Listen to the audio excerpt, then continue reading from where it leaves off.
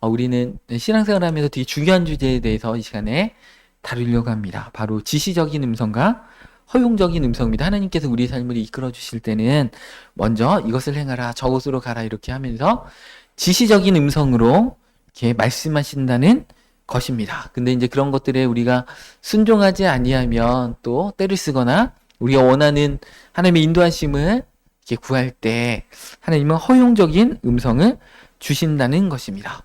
6월절에 지시적인 음성으로 긴급성을 극적으로 보여주는 말씀이 있습니다. 출애굽기 12장 11절에 보면 너희는 그것을 이렇게 먹을지니 허리에 띠를 띠고 발에 신을 신고 손에 지팡이를 잡고 급히 먹으라. 이것이 여호와의 유월절이니라. 이렇게 말씀하고 계십니다. 허리에 띠를 띠었다는 것은 여행 준비를 완료했다. 그 다음에 발에 신을 신는다는 것은 즉시 출발할 준비가 됐다. 손에 지팡이를 잡다는 것은 이 긴 여정을 시작할 자세가 되었다.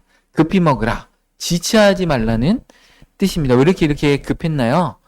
우리 출애굽기 12장 33절 말씀에 보면 저 애굽 사람들은 말하기를 우리가 다 죽은 자가 되도다 하고 그 백성들을 재촉하여 그 땅에서 속히 내보내려 하므로 그 백성이 발교되지 못한 반죽 담은 그릇을 옷에 싸서 어깨에 매니라. 지금 일시적으로 애굽 사람들의 마음이 약해져 있을 때입니다. 죽은 자 같이 되었도다. 그래서 그날 밤에 급히 떠나가야 한다는 것입니다. 이렇게 하루 이틀 이렇게 지체하고 딜레이하다 보면 애국 사람들의 마음이 바뀌어서 그 출애굽의 역사가 일어나지 못할 수도 있습니다. 하나님의 타이밍이었다라는 것입니다. 430년의 때가 다 찼다라는 것입니다. 그리고 구원의 긴급성이 있다는 것이 지체하면 재앙에 휩쓸린다는 것입니다. 또 순종의 즉각성이 필요합니다. 급히가 핵심적이었다라는 것입니다. 430년 동안 애굽에서 있었고요. 대부분을 종살이를 했지만 출애굽은 단 하루 만에 이루어졌습니다. 하나님의 구원의 순간에는 지체함이 없습니다. 오늘 본 말씀 보면 아브라함의 종은 지시적인 음성을 듣고 내 아들을 위해 아내를 구해오라는 그 아브라함의 말을 듣고 이 명령을 즉시 순종하고 완수했습니다. 그런데 3명을 완수한 후에 리브가의 가족들이 며칠만 더 있게 해달라고 이렇게 55절에 그렇게 얘기하죠. 리브가의 오라버니와 그의 어머니가 이르되 이 아이로 하여금 며칠 또는 열흘을 우리 함께 머물게 하라. 그 외에 그가 갈 것이니라. 이렇게 말씀하신다는 것입니다. 그런데 오늘 이 종은 뭐라고요? 나를 만류하지 말라. 그러면서 바로 출발해야 되겠다. 이렇게 얘기한다는 것입니다. 리브가도 바로 가겠다. 리브가의 입장에서는 평생 살던 그 고향을 떠나고 가족들과 그죠? 헤어지는 거, 오라비와 부모님과 헤어지고, 그죠? 종들과 헤어지고, 이 삶의 터전에서 헤어지는데, 리브가는 바로 그날 즉시로 따라가겠다. 하나님이 쓰시는 사람들은 빠릅니다. 어떤 결단도 빠르고 행동도 이렇게 빠른 것 같습니다. 그래서 리브가는 아들 야곱을 통한 그 사명의 길들에 대해서 결코 지체하지 않고 순간적으로 이렇게 찬스에 강했던 것 같습니다. 그래서 하나님은 이렇게 흐리멍텅한 사람들, 지체하는 사람들 쓰시는 게 아니고 예수님의 12제자들의 특징이 뭐예요? 그들은 지식도 부족하고 성격도 부족하고 그랬지만 그들의 특징은 뭐였냐면 예수님께서 나를 따르라 할 때 즉시로 배와 그물을 버려두고 때로는 가족을 버려두고 예수님을 쫓았다.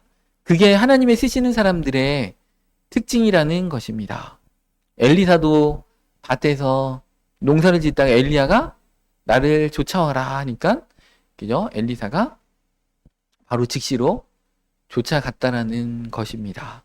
그래서 하나님이 쓰시는 사람들은 다른 어떤 성격적인 특징들 중에서 특별히 지체하지 말고 쫓아가는 특징이 있다라는 것입니다. 근데 대다수의 성도님들의 삶 가운데는 하나님의 부르심을 사실은 모든 분들에게 다 보여주심에도 불구하고 대다수의 분들은 이렇게 쫓아서 가지 않습니다.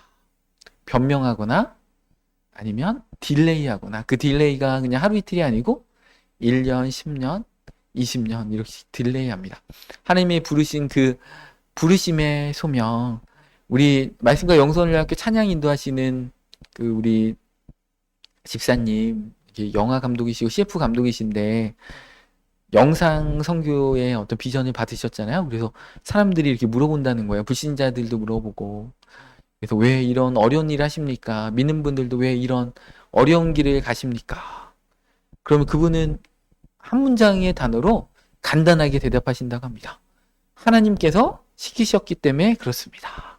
된 것입니다. 그분이 이게 집회에 참석했다고 하시더라고요. 트레스티아 이렇게 집회에 참석하셔가지고 거기서 하나님을 뜨겁게 만나면서 영상선교의 사명에 헌신하라는 주님의 부르심을 받고 그 다음부터 즉시로 순종해서 그 어려운 길들을 가고 있다라는 것입니다. 그래서 하나님은 어떤 자를 쓰시자, 하나님은 즉시로 순종하고 지체하지 않고 주님의 길을 따라오는 자를 하나님은 쓰신다는 것입니다. 그런데 아브라함의 종은 이렇게 즉시로 순종했지만 이 조카 롯은 그렇지 않았습니다. 우리 창세기 19장 15절 말씀을 보면 이 소돔과 고모라 성이 이제 멸망하기 때문에 빨리 가라고 하는데 자꾸 지체라는 거죠. 그래서 동틀 때 천사가 롯을 재촉하여 이르되 일어나 여기 있는 내 아내와 두 딸을 이끌어내라. 이 성의 죄악 중에 함께 멸망할까 하노라. 어떤 타이밍이라는 게 있는 거잖아요. 노예 방주를 타라 그러면 타야 되는 것이고, 그죠? 멸망이 가증한 것이 거룩한 것에 선 것을 보거든. 그때 유대에 있는 자는 산으로 도망가라 했을 때 도망가면 사는 것인데 도망가지 않으면 마지막 때도 죽고, 그 다음에 AD 70년에도 디도 장군이 로마 장군이 예루살렘에 쳐들어왔을 때 산으로 도망가지 않은 자들은 이렇게 죽었다는 것입니다. 그래서 이 롯은 지체했다라는 것입니다. 그래서 천사가 강권적으로 그 지체하는 롯의 16절에 그러나 롯이 또 지체함에 그 사람들이 이제 천사들이죠. 롯의 손과 그 아내의 손과 두 딸의 손을 잡아가지고요. 인도하여 성 밖에 두니 여호와께서 그에게 자비를 더하심이었더라. 이렇게 말씀하고 계십니다. 이 롯의 특징은 지체한다는 뜻입니다. 그가 여태까지 쌓아온 재산이 아까웠겠죠. 또 소돔에서 쌓아온 지위와 명예도 아깝을 것입니다. 사위들이 따라오지 않으니까 또 사위들 걱정도 될 것입니다.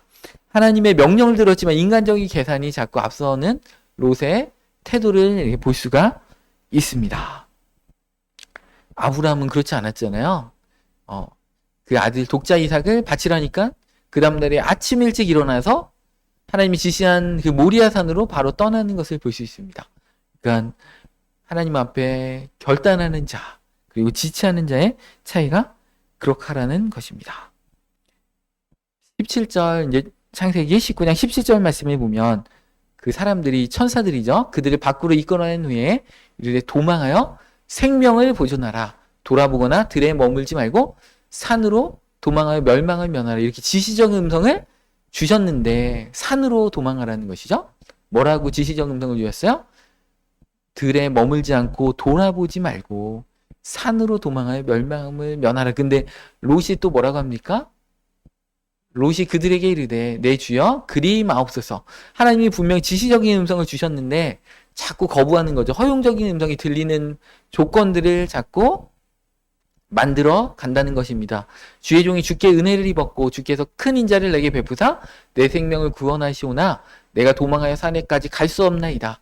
두렵건대 재앙을 만나 죽을까 하나이다 하면서 산까지 가다가 죽을 것 같다는 거예요. 그러니까 어디로 가게 해달라고요? 20절에 보소서 저 성읍은 도망하기에 가깝고 작기도 하니 나를 그곳으로 도망하게 하소서. 이는 작은 성읍이 아니니까 내 생명이 보존되리이다. 하나님의 지시적인 음성에는 산으로 도망가야지 사는 것인데 자기가 판단할 때는 거기 가다가 죽겠다는 거예요. 그래서 어떻게 됩니까? 작은 성읍에 거기에 머물러 수 있도록 해달라는 것입니다. 그랬더니 허용해 주시는 거죠. 근데 이 허용 때문에 어떻게 됐습니까? 첫째로 아내가 그죠? 뒤를 돌아봐서 즉시로 소금 기둥이 됐고, 두 번째로는 이들이 그 성읍에 머물면서 또 그 성읍에 있다가 또 산으로 결국에는 하나님이 원하는 산으로 갔습니다. 그러면서 이렇게 근친상간을 하면서 모압과 암몬 족속을 낳게 되면서 이스라엘의 원수들을 양산하는 그 일들을 지체함으로 이루어갔다는 것입니다. 하나님이 하라고 해도 그리하지 마옵소서 이렇게 거부를 한다는 것입니다. 하나님의 명령보다 자기의 판단이 더 우선시되는 것이고 하나님의 보호하심을 말씀을 신뢰할 수가 없다. 인간적인 계산으로 더 쉬운 길을 택한다라는 것입니다. 그래서 허용적으로 그 소활성으로 그러면 가라 이렇게 말씀하고 계십니다. 하나님은 이 허용적인 음성을 주실 때는 이 지시적인 음성 가운데 조금 틀어버리시죠. 그래서 그들이 허용적인 음성을 구할 때도 하나님께서 금지하지 않으시고 그의 간청을 들어주시지만 그것은 최선의 길은 아니고 결국에는 거기에는 징계도 있고요. 돌아가는 길도 있는 것입니다. 발람도 허용적인 음성을 갈 때 그것을 듣고 갈 때 그죠? 하나님의 사자가 칼을 들고 죽이려고 그 길가에 서고 있었다는 것입니다. 그 길은 사망의 길이었다는 것입니다. 그래서 이 허용적인 음성을 자꾸 하나님 앞에 드리려고 하지 마시기 바랍니다. 창세기 19장 30절 말씀에 보면 롯이 소알에 거주하다가 드디어 2달과 함께 소알에서 나와 산에 올라가 거주하되 그 2달과 함께 굴에 거주하였더니 소알성에 거주하는 게 결코 그들은 두려웠다는 것입니다. 결국에는 자기 판단대로 결정했더니 소알성이 더 안전하고 좋은 곳이라고 생각했지만 거기에 거주하는 게 두렵기 때문에 결국에는 산에 올라가는 선택을 할 수밖에 없었습니다. 근데 이미 때는 늦었죠. 그 산에 가서 근친상간의 비극이 벌어진다는 것입니다. 하나님이 가라고 했을 때 가야 되는데 소알성을 거쳐서 하나님의 때에 가지 않았기 때문에 그렇다라는 것입니다. 그래서 모압과 암몬 족속이 이렇게 태어났다는 것입니다. 최선의 순종은 즉각적인 순종입니다. 그리고 지시적인 음성이 있을 때 순종하는 것이 즉각적인 순종입니다. 창세기 22장 1절 말씀에도 아브라함을 하나님이 시험하시려고 부르시는 거죠. 그 일 위해 하나님이 아브라함을 시험하시려고 하나님은 우리를 잘 알아보십니다. 우리의 믿음이 어디까지인가 참다운 축복으로 참다운 사명으로 맡겨도 되는가 그 어떤 사건들 앞에서 만남들 앞에서 어떠한 결정을 하시는가 하나님은 달아보시고 시험하신다는 것입니다. 그래서 그 합격점을 통과해야만 하나님이 그 합격점을 통과한 만큼 그 사람을 들어서 쓰신다는 것입니다. 시험하시려고 그를 부르시되 아브라함 하시니 그가 이르되 내가 여기 있나이다. 여호와께서 이르시되 네 아들 네 사랑하는 독자 이삭을 데리고 모리아 땅으로 가서 내가 내게 일러준 한 산 거기서 그를 번제로 드리라. 이 지시적인 음성은 명확하게 들립니다. 그래서 하나님 구체적으로 다 말씀으로 인도하시고 설교로 인도하시고 환경과 만남으로 인도하시기 때문에 내가 말씀을 몰라서 못했다. 내가 몰라서 불순종했다. 몰라서 죄 가운데 빠졌다. 이렇게 얘기할 수가 없습니다. 회개하기를 돌이키는 사람들에게도 하나님은 지시적인 음성을 통해서 정확하게 설교와 여러 표징들과 만남들을 통해서 분명히 말씀하셔서 그 길에서 돌이켜라 이렇게 말씀하시기도 하고 또 사명으로 인도하시는 분들에게도 지시적인 명확한 음성을 통해서 구체적으로 말씀하십니다. 뭐라고 얘기했어요? 오늘 2절에 그죠? 창세기 22장 2절에 네 아들 그죠? 네 사랑하는 독자 이삭 구체적으로 정확하게 했습니다. 네 아들인데 네 아들하면 또 이스마엘 얘기해 이스마엘로 이렇게 둘러치게 할까봐 이스마엘 말고 네 아들 네가 사랑하는 독자 이삭을 데리고 또 어디로 갈지도 얘기해 주시죠. 모리아 땅으로 가서 또 무엇을 할지도 말씀해 주시죠. 그를 번제로 드리라. 정확하게 네 아들 네가 사랑하는 독자 이삭을 모리아 땅으로 가서 번제로 드려 명확하게 하나님 말씀하셨습니다. 그럴 때 이 아브라함이 3절에 즉각적으로 순종합니다. 아브라함이 아침에 일찍 일어나서 낙이 안장을 지고 두 종과 그 아들 이삭을 데리고 번제 쓸 나무를 쪼개어 가지고 떠나 하나님이 자기에게 일러주신 땅으로 가더라.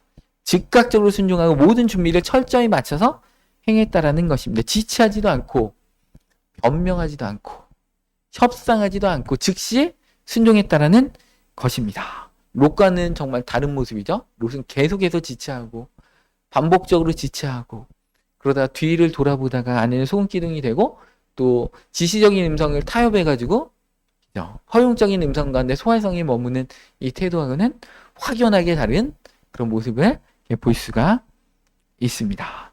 그리고 창세기 22장 9절에 보니까 아브람 구체적으로 행동을 합니다. 마지못해 하는 것도 아니고 구체적으로 하나님이 지시한 대로 합니다. 하나님이 그에게 일러주신 곳에 이르러서요. 그 장소에 정확하게 갔다는 것이죠. 이 아브람이 그곳에 제단을 쌓았고 나무를 벌려놓고 그의 아들을 결박했습니다. 그 다음에 나무 위에 놓고서 그 다음에 손을 내밀어 칼을 잡고 그 아들을 잡으려 하니, 그러니까 하나하나 구체적으로 정확하게 하나님 원하시는 그 일들을 구체적으로 적극적으로 했다라는 것입니다. 마지막 순간까지 순종을 했다라는 것입니다. 히브리서의 11장 17절에는 오늘 본문에 띄우진 않았지만 시험을 받을 때 아브라함은 믿음으로 이삭을 드렸는데 하나님이 능히 그 이삭을 살려주실 줄 믿었다라는 것입니다. 그러니까 이 즉각적으로 순종하는 자들은 하나님의 말씀을 믿고 하나님의 성품을 믿고 하나님께서 내 환경을 이 정말 절망적인 환경 가운데 순종의 길로 나갈 때 하나님이 어떻게 하실지 체험적으로 아는 자들입니다. 작은 순종들을 많이 경험했던 자들이고, 그리고 더욱더 큰 순종과 큰 시험을 통해서 하나님 앞에 정말 용사로서 큰 믿음의 대장부로서 서 있는 자들입니다. 그래서 하나님은 아브라함과 같은 그 시험을 통해서 아브라함의 믿음을 증명하였습니다. 그 다음에 하나님께서 놀랍게 사용하시는 축복들이 있다라는 것입니다. 그래서 하나님은 약속하셨으면 반드시 이루실 것이야. 이삭을 죽여도 살리실 것이야. 왜냐하면 하나님은 실수하지 않고 그 거짓말하지 않기 때문에 하나님이 반드시 이삭을 통해서 네 후손을 보리라 말씀하셨기 때문에 그 하나님의 말씀과 성품을 믿었다라는 것입니다. 그리고 하나님의 방법은 나의 이해를 초월한다. 내가 이해되지 않아도 하나님이 말씀하시면 따른다. 근데 부자 청년은 그렇지 않았잖아요. 예수님이 네 재물을 가난한 자들에게 다 팔아서 나눠주고 나를 쫓아라. 이 부자 청년은 그 재물이 많아서 근심하고 떠나갔다는 것입니다. 그러니까 우리의 방법을, 우리의 생각을 초월하시죠. 그러니까 부자 청년의 입장에서는 그렇게 생각 안 했겠죠. 아, 예수님 따르면 돈도 다 갖고 있으면서 누릴 거 다 누리면서, 근데 예수님은 예수님의 길을 따르기 때문에 그 재물이 필요 없다는 걸 아셨습니다. 그리고 우선순위, 그 재물을 뛰어넘는 그 믿음을 증명하지 않고서는 예수님의 제자로서 가다가 실패하고 나갈 것을 예수님 아셨기 때문에 그 부자 청년에게 재물을 다, 삭개오는 순종했잖아요. 삭개오는 자기가 재산의 절반을 팔아서 가난한 자들에게 주고, 또 누구에게 이렇게 억지로 빼앗은 게 있다면 4배나 갚겠습니다. 순종으로 얘기하지 않아도 적극적으로 나갔던 삭개오의 믿음과 이 부자 청년의 믿음은 반대라는 것입니다. 그러니까 즉각적으로 행동으로 옮기는 자들과 지체하고 안 하고 변명하는 그런 분들과의 차이점이 여기에 있다라는 것입니다. 이런 지시적인 음성에 완전히 순종한 아브라함에게 하나님이 창세기 22장 16절에 이렇게 약속하고 계십니다. 뭐라고 하시냐면 이르시되, 여호와께서 이르시기를 내가 나를 가리켜 맹세하노니. 얼마나 아브라함의 그 믿음이 마음에 드시면 하나님이 내가 나를 가리켜서 맹세하노니. 근데 이런 맹세를 하나님이 하고 싶으실 때 지금 이 현대사회, 이 한국교회에 이런 하나님 맹세하고 싶은 사람이 별로 없을 것 같아요. 주변에 보면.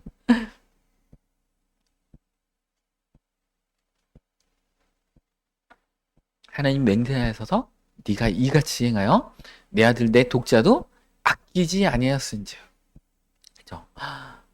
네가 정말 가장 소중한 아들도 나보다 소중하게 여기지 않고 나를 위해서 바쳤구나. 내가 내게 큰 복을 주고 내 씨로 크게 번성하여 하늘의 별과 같고 바닷가의 모래와 같게 하리. 너는 한 명을 바쳤는데 네 후손은 그죠?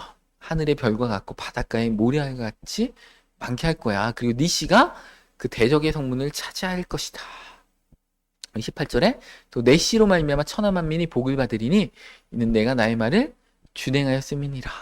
여러분들 이 아브람과 같이 지체하지 말고 즉각적으로 순종하는 자에게 이런 복의 근원이 되는 복을 하나님이 허락하십니다. 하나님이 이렇게 복 주시기를 원하시는데 이런 복을 통과할 자가 별로 없다. 예수님이 마지막 때 내가 믿음을 보겠느냐 이렇게 말씀하고 계십니다. 즉각적이고 완전하신 순종을 했다라는 것입니다. 이 오늘 본 말씀에 이 아브라함의 종도 그렇게 했다라는 것입니다. 그러니까 아브라함의 그 믿음을 이 종은 다 보고 들었겠죠. 그리고 그 믿음의 어떤 그 영향을 이 아브라함에 있는 그 종들은 다 받았을 것입니다. 가솔들은 다 받았을 것입니다. 그래서 이 아브라함의 종도 그 기도하면서 갔죠. 하나님께서 순적하게 이렇게 그 아브라함의 며느리를 얻을 수 있도록 해달라고 이렇게 기도를 하고 그 즉시로 리브가가 나타나서 이 종의 기도처럼 이렇게 했다라는 것입니다. 근데 오늘 본문 말씀 54절에 리브가의 오라비아 그의 어머니가 이르되 소녀가 며칠이나 적어도 열흘을 우리와 함께 있게 하라. 그 후에 갈 것이니라. 여러분들 이렇게 열흘 동안 있다가 오면 그죠? 이 리브가의 오라비아 어머니의 마음이 바뀔 수도 있습니다. 사실은 그죠? 결심했을 때 해야 되는데 바뀔 수도 있습니다. 그리고 리브가의 마음도 바뀔 수가 있습니다. 그래서 이럴 때는 즉시로 순종의 자리로 사실은 나가야 한다는 것이죠. 인간적으로 보면 합리적인 요청인 것이죠. 막 시집 가는 딸이 그냥 정을 확 끊어버리고 그냥 갑자기 이렇게 떠나간다는 거 얼마나 매몰차 보입니까? 근데 하나님의 마음은 그렇지 않다는 것입니다. 타이밍이 있다는 것이죠. 그리고 인간의 마음은 갈 때와 같기 때문에 그렇습니다. 그런데 이 그죠? 종은 아브라함으로부터 너 관광 갔다 와라 이게 아니잖아요.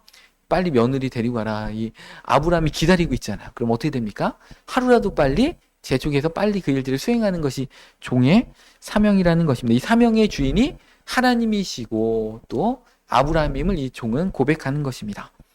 형통케 하신 분이 하나님이기 때문에 이 간증을 빨리 나눠야 한다는 것입니다. 이 지체할수록 순종이 흐려진다는 것입니다. 이 종의 이름은 나오지도 않았지만 누군지도 모르지만 이 종을 통해서 이 하나님의 구속사가 완성되잖아요. 예수님의 족보가 완성되는 것입니다. 그래서 그 이삭을 통해서 또 야곱이 태어나는 이런 리브가 이 예수님의 족보에 드는 그 여인의 그 결혼을 이 종을 이름도 없는 무명의 종을 통해서 하나님이 이루어 가신다. 우리의 즉각적인 순종을 통해서 이 우리의 순종이 9시의 뉴스에 나오지 않을지라도 하나님 나라는 기억되면서 하나님의 놀라운 일들이 우리의 순종을 통해서 우리의 즉각적인 순종을 통해서 이루어진다는 것입니다. 우리 사사기 19장에 보면 이 레위인이 가늠한 첩을 용서해주고 찾으려고 이렇게 갑니다. 그래서 이 첩에 장인과 있었는데 이 장인과 3일 동안 술을 먹고 마십니다. 그러다 이제 4일째 되는 날 나오려고 하니까 어떻게 됩니까? 그 장인이 좀만 더 쉬었다 가라. 그러다 하루 더 머무릅니다. 그래서 5째 날에 또 아침 일찍 떠나려고 하니까 장인이 또 만류하는 거죠. 더 마시고 조금 더 쉬었다 하라. 그러다가 어쩔 수 없이 이렇게 저녁 때 늦게라도 출발한다는 것이 왜냐하면 안식일 전에 도착해가지고 레인으로서의 그 일들을 예루살렘에서 행해야 됐기 때문에 그렇습니다. 그러니까 이 레인은 사명이 있는 자였는데 술 마시고 인간적인 어떤 만류 때문에 거기 지체하다가 그 사명이 이렇게 더디 이루어지다 보니까 정말 늦으면 안 되는 마지노선까지 갔다라는 것입니다. 그러니까 5째 날 저녁 늦게라도 출발하다가 그 우리 베냐민 지파의 족속의 땅으로 이렇게 들어갔죠. 그래서 그 기브아에 들어갔다가 봉변을 당하고 기죠. 그 첩에 죽고 첩의 시신을 12토막 내서 이스라엘 12지파에 보내가지고 동족상잔의 비극이 벌어져서 베냐민 지파가 거의 이렇게 멸절할 정도로 전쟁이 심하게 일어났고 많은 사람들이 또 11지파도 몇만 명의 사람들이 죽는 그런 비극적인 일들이 한 사람의 지체함 때문에 그죠? 이 레위인의 지체함 며칠 지체한 것 때문에 수만 명의 안타까운 사람들이 목숨을 잃고 레위인들은 몇백 명 빼고는 베냐민 지파는 몇백 명 빼고는 남지 않았습니다. 그러니까 여러분들 우리의 지체하는 것 우리가 순종하지 않는 것을 통해서 하나님 나라의 많은 영역들이 그 하나님의 나라의 어떤 그 영역들이 확장되지 못하고 오히려 축소되는 안타까운 일들이 있습니다. 그렇기 때문에 사명이 클수록 거기에 즉각적으로 순종하지 않고 그 일들 가운데 있지 않을 때 하나님 앞에 엄중한 책임도 또한 이렇게 묻게 된다는 것입니다. 이 사무엘상 10장 8절에 보면 이 말씀은 사울왕이 왕이 되기 전에 사무엘이 예언적으로 한 말입니다. 어느 순간에 길갈에 있을 때 제사를 드리는 일이 있을 때 너는 제사를 드리지 말고 7일 동안 나를 기다려라. 내가 너에게 행할 게 있다. 가르칠 게 있기 때문에 그러니까 이 10장 8절에 왕이 되기 전에 사울왕이 되기 전에 이 예언의 말씀을 이제 사무엘이 합니다. 그래서 이 일들이 13장에 이제 블레셋과의 전쟁 전에 이 일들이 일어나는데 이 사울왕도 이것을 기억하고 있지만 이 말씀 온전히 순종하지 않았다라는 것입니다. 이 10장 8절에는 명확한 지시적인 명령이 있었습니다. 허용적인 명령이 아니고 지시적인 명령이 있었습니다. 장소가 명확하죠? 길갈로 내려가라 는 것입니다. 그 다음에 7일 동안 기다리라. 끝이죠. 하반절에 7일 동안 기다려라. 그 다음에 중반절에 보니까 내가 내게 가서 사무엘이 와야 된다는 것이죠. 그리고 번제와 화목제를 드리리니 이렇게 되어 있습니다. 이 네 가지 조건 명확한 아브라함에게 했던 조건하고 똑같죠. 아브라함도 모리아산으로 가고 번제를 드리고 네가 사랑하는 독자 이삭을 바쳐라. 말씀하신 것처럼 지시적인 음성은 명확하다는 것입니다. 그래서 이것을 사울왕이 지켰어야 하는데 이것을 지키기 전에 어떤 일이 벌어집니까? 이스라엘 백성들이 7일 동안 이제 사무엘이 안 오니까 이스라엘 백성들이 전쟁 나갈 그 군사들이 흩어진다는 것입니다. 사기도 떨어지고 이스라엘 백성들의 수가 점점 줄어들고 있다라는 것입니다. 그래서 7일째 되는 날에 그죠? 좀 더 기다려야 되겠죠. 그 7일째 되는 날 끝까지 참았으면 좋은데 7일째 되는 날 끝까지 참지 못하고 그 7일째 되는 날에 본인이 제사를 드렸다. 그러니까 본인이 제사 드렸다고 해서 왕이 제사장 대신에 드렸다는 게 아니고 제사장을 물론 시켰겠죠. 거기에 제사장이 뭐 많을 텐데 그 제사장을 몇십 명의 제사장들을 시켰을 것입니다. 그런데 하나님이 원하시는 그 제사는 사무엘이 드리는 제사였다는 것이죠. 사무엘이 있는. 그러니까 어느 장소에 어느 때 하나님이 우리에게 있으라고 하는 그 장소와 그 시간이 있다라는 것입니다. 하나님의 자존심이 걸려있는 문제이기 때문에 하나님이 그 시간과 그 장소에는 그 곳에 그 사람이 꼭 있어야 된다. 왜냐하면 하나님의 자존심과 하나님의 관심이 걸려있는 중대한 일이기 때문에 하나님은 그 예배를 그 사람을 통한 그 예배 그 시간에 그 날짜에 그 사람을 통한 예배를 하나님이 원하시는데 그 사람이 거기 없다. 그럼 하나님이 원하시는 계획이 틀어지잖아요. 그럼 하나님의 입장에서는 그분에게 주신 그 사명이 그 시험에 통과하지 못한 것이죠. 사울왕까지 시험에 통과하지 못한 것이고 아브라함은 통과했지만 사울왕은 실패한 것처럼 실패한 것입니다. 왜냐하면 하나님은 하나님이 원하시는 그 시간과 장소가 있습니다. 헬라어로는 크로노스가 아니라 카이로스라는 시간이 있죠. 그 시간 하나님이 역사하시는 카이로스의 시간을 하나님이 딱 지정해 놓으셨는데 그 시간에 그 장소에 그 사람이 없으면 하나님의 영광이 드러나지 않죠. 하나님이 그 사람을 통해서 그 시간에 하실 일이 있었는데 그러니까 남편들도 지혜롭게 해야 되는 게 뭐냐면 1년 12달 잘해줘봤자 물론 잘해주는 거 좋지만 결혼식 날 잘해야 됩니다. 결혼식 망치면 평생 원망받고 또 출산하는 날 잘해야 됩니다. 그때 못하면 원망받고 이게 연인 간데 데이트할 때 어떻습니까? 100일 만난 지 100일 되는 날 잘해야 되죠. 1주년 이런 데 잘해야 되는데 그때 못하면 다른 날 잘해도 평생 원망을 받는데 제가 지금 말씀드린 날 다 못했거든요. 그래가지고 드라마만 나왔다면 계속 막 드라마의 100일 뭐 드라마의 출산 드라마의 결혼식 막 이런 거 나오면 10여 년을 뽑겼습니다. 그때가 정말 중요한 날입니다. 온 정성과 마음을 다해서 자기의 배우자한테 최선을 다해서 배우자의 마음을 기쁘게 해줘야 되는 날인데 그날에 실패하면 정말 다른 날 아무리 잘해도 별 소용이 없는 것도 하나님도 마찬가지예요. 하나님이 원하시는 그 장소와 그 시간이 있다는 것입니다. 하나님의 관심 집중되는 그 시간을 통해서 하나님이 정말 그 시간 가운데 하실 일이 있는 거예요. 그 예배를 하나님 꼭 받고 싶으신데 그 예배 특별히 우리 절기잖아요. 그죠? 부활절, 맥추감사주일, 추수감사주일 이런 절기는 다른 나라하고 다르잖아요. 특별히 주일 예배는 다르죠. 하나님께서 7일째 안식일을 복되고 거룩하게 하셨다는 것이죠. 절기도 마찬가지죠. 절기에는 아무 일도 하지 말고 성회로 모여라. 그 다음에 상본제 외에 안식일 외에 그것과 별개로 하나님 앞에 제물을 드리고 속죄 제물을 드리고 화목 제물을 드려라. 하나님 원하시는 그 시간이 있다라는 것입니다. 그래서 우리가 그런데 그 하나님이 원하시는 그 예배, 하나님은 사무엘을 통한 그 예배를 원하셨는데 사무엘이 오기 전에 사울왕이 그것을 깨버렸습니다. 왜냐하면 환경적인 것을 봤죠. 다른 사람들의 평가를 받죠. 그 외적인 어떤 조건들을 봤다라는 것입니다.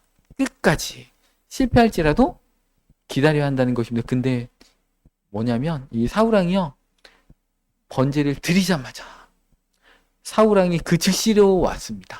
너무 안타깝죠. 조금만 더 참았으면 좋은데 안타깝다는 것입니다. 하나님의 타이밍이 있다는 것입니다. 우리는 상황보다 하나님을 더 신뢰하고 있는가인 것입니다. 사무엘의 제사를 원하셨다는 것입니다. 사무엘상 13절 11절 말씀 보겠습니다.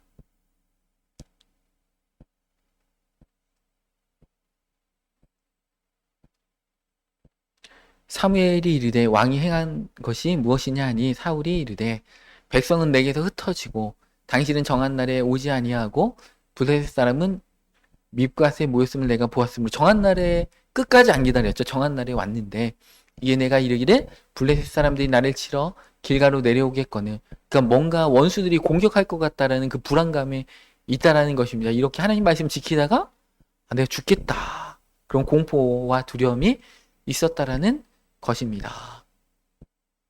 그래서 내가 여호와께 은혜를 간구하지 못하였다고, 내가 예배를 드려야지 이기는데 예배를 못 드렸기 때문에 그 예배가 어떤 수단이 되는 거죠. 복받기 위한 수단이 돼서 부득이하게 번제를 드렸나이다 하면서 이렇게 변명을 했습니다. 회개를 한 게 아니죠. 변명을 한 거죠. 부득이하게 어쩔 수 없었다. 변명을 했다는 것입니다. 다윗의 태도하고는 너무나 다릅니다. 다윗은 즉시로 무릎 꿇고 하나님 잘못했습니다. 눈물을 흘리면서 회개를 하는데 이 사울은 하나님의 명령과 타이밍보다 백성의 압력과 상황의 긴박함을 더 중요하게 여겼다라는 것입니다. 그래서 하나님의 판단이 드디어 이 13절부터 이렇게 말씀하고 계십니다. 사무엘이 이르되 사울에게 이르되 왕이 망령되이 행하였도다. 왕이 하나님의 여호와께서 왕에게 내리신 명령을 지키지 아니하였도다. 그리하였더라면 여호와께서 이스라엘 위에 왕의 나라를 영원히 세우셨을 것이거늘. 왕의 나라가 사실은 영원히 세워지는 게 하나님의 계획이었다는 것이죠. 그 계획을 사울 왕의 선택 때문에 그 계획을 이루지 못하게 됐다. 하나님은 사실은 우리를 다 구원하시려는 계획을 세우셨습니다. 근데 예수님께서 이 종말의 때는 할 수만 있으면 택하신 자들도 미혹된다. 이 천국 백성을 미혹해가지고 적그리스도가 지옥 백성으로 바꿔버려서 짐승의 표를 받게 하고, 그죠? 이 짐승의 표를 받으면 이렇게 지옥 간다라고 계시록에 써 있잖아요. 그러니까 짐승의 표는 절대 받으면 안 됩니다. 택하신 자들도 미혹해서 짐승의 표를 받게 한다는 것입니다. 그래서 사실 다 선택인 것이죠. 그 미혹의 역사가 그 엄청나게 말씀과 또 표적과 은사적인 것들 가지고 미혹의 역사가 일어날 때 택하신 자들도 미혹에 빠진다. 이 사울왕 여러분들 이렇게 되게 만만하게 보시는데 하나님이 왕으로 아무나 세울까요? 되게 겸손한 자였습니다.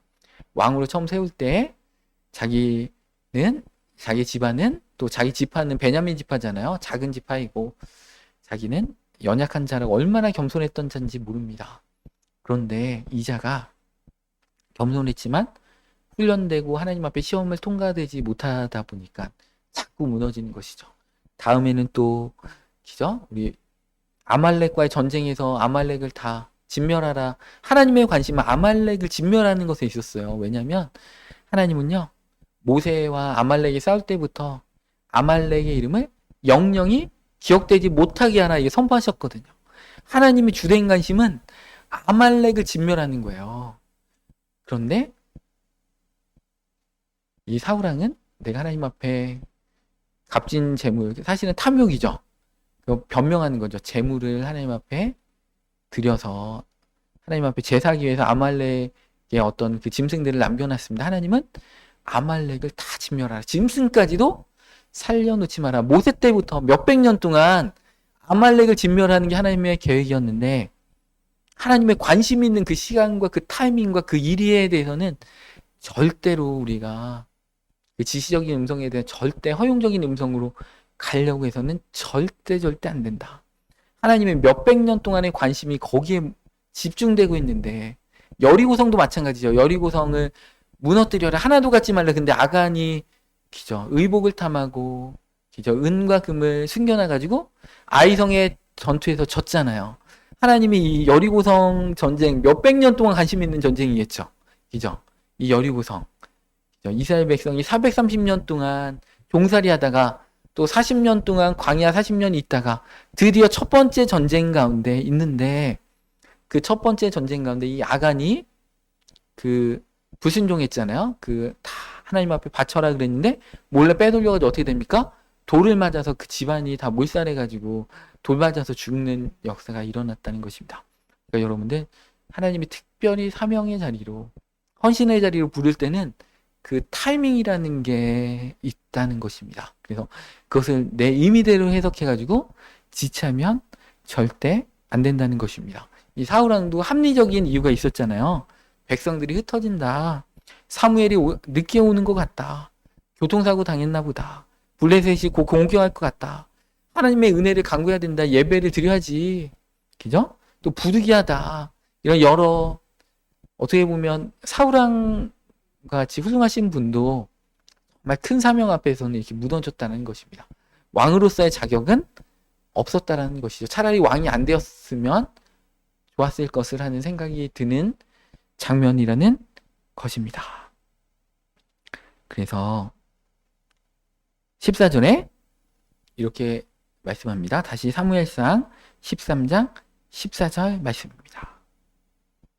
지금은 왕의 나라가 길지 못할 것이라. 여호와께서 왕에게 명령하신 말을 왕이 지키지 아니하였으므로 여호와께서 그의 마음에 맞는 사람을 구하여 여호와께서 그를 그의 백성의 지도자로 삼으셨느니라. 여러분들 내가 순종하지 아니하면 안 될 것 같은 착각을 버리시기 바랍니다. 바로 즉시로 하나님은 대타를 세우셔서 대타의 역사를 이루신다는 것입니다. 우리 교회도 이제 어떤 하나님의 부르심 가운데 순종하지 않는 이렇게 많은 분들을 이렇게 지켜보았을 때 그분의 대타로 하나님이 즉시로 세우신다. 와, 그날 세우신다. 어떤 일들에 대해서 순종하지 않는 날에요. 우연히 우리 교회에 상담하러 대타이신 분이 오시는 거예요. 깜짝 놀랐습니다. 그 즉시로 그 말을 내뱉자마자 바로 즉시로 하나님께서 그렇게 하셨다. 내가 아니면 안 된다라는 착각을 버리시기 바랍니다. 우리 교회 또 말씀과 영성훈련학교 제가 리더로서 일하고 있지만 담임 목사로 사역하고 있지만 제가 이 사명에 불순종하는 순간에 하나님은 다른 사람을 즉시로 준비시켜서 세우신다는 것입니다. 오늘이 교회에 우리 이재훈 담임 목사님이 과거에 다른 교회를 담임하고 계실 때 고 하용조 목사님께서 그 담임 목회를 내려놓고 우리 교회 부목사로 와라 이렇게 말씀하셨습니다. 근데 그것을 즉시로 순종하지 않았죠. 그랬더니 어떻게 됐냐면 설교 준비를 하는데 설교에 감동이 메말라가지고 짜고 짠해도 1, 20분 설교하는 게 너무 힘든 거예요. 그래가지고 두 손 두 발 다 들고 하용조 목사님께 전화 드려서 순종하겠습니다. 제가 부목사로 가겠습니다. 이렇게 해가지고 하용조 목사님이 그렇게 갑자기 몇 년 사이에 그렇게 후임 목사님도 세우지 않고 이렇게 돌아가실지 몰랐잖아요. 근데 이재용 목사님이 순종하셨기 때문에 후임 목사님으로 투표해가지고 이재용 목사님이 지금 온누리교회 담임 목사님 돼서 세계 선교로 얼마나 크게 또 방송 선교로 얼마나 크게 쓰임받고 있는지 모릅니다. 이 이재용 목사님이 군대를 이제 장교로 가셨는데 신학생 시절이 너무 어렵다가 군대 장교로 가니까 월급도 많이 받고 너무 좋은 거예요. 그래가지고 군대 장교로서 제대하면은 이제 주의종으로서의 길을 안 가고 이제 세상 직업을 가지리라 이렇게 결심을 했더니 목에 혹이 이렇게 생기시더라는 것입니다. 그래서 이 혹을 치료하려고 군대 병원에서 무료로 치료해주는 수술해주는 병원에 이렇게 가는데 그 버스가 자기 나온 그 신학교 앞을 지나가면서 그 신학교 근처에 있는 병원에 내려주다라는 것입니다. 그래서 수술을 마치고 정말 하나님 앞에 회개하면서 다시 주의 종으로서의 길을 이렇게 가셨다는 것입니다. 우리 교회에도 이렇게 어떤 집사님도 하나님 앞에 봉사의 자리로 가지 않아서 볼이 부어가지고 침샘암이라는 어떤 생각이 들 정도로 삼성 서울병원도 가고 백병원도 쫓아다닐 정도로 고생을 많이 하셨죠. 하나님이 그 사명의 자리에 부르셨는데 그것에 대해서 순종하지 않으니까 하나님께서 사랑하셔서 주셨다라는 것입니다. 그러니까 특별히 우리 교회에 요즘 혹이 있는 분들이 많이 이렇게 오시더라고요. 어떤 치유 캠프를 통해서 혹이 치료한 받은 경우들도 있고 그렇습니다. 그래서 혹이 생겼다고 했을 때는 특별히 하나님이 부르시는 자리가 어디인가 분별할 필요가 있다라는 것입니다. 그래서 오늘 하나님 말씀 부르시는 자리에 즉각적으로 지체하지 말고 그 부르신 자리에 있으라는 주제로 말씀을 이렇게 살펴봤습니다. 우리 예배 참석한 우리 모두는 하나님 부르시는 그 때에 그 자리에 하나님이 그 원하시는 그 마음을 품고 주님 내가 여기 있사오니 나를 보내십시오. 나를 써주십시오 하고 즉각적으로 이사와 같이 순종해서 또 예수님의 제자들 같이 순종하는 자들 엘리사와 같이 아브라함과 같이 아브라함의 종과 같이 순종하여서 그 놀라운 축복이죠. 내가 나의 삶을 두고 맹세하노니 이렇게 하나님께서 맹세하신 놀라운 축복 복의 근원이 되는 그 축복의 역사들로 다 들어가시기를 이 시간 축원합니다.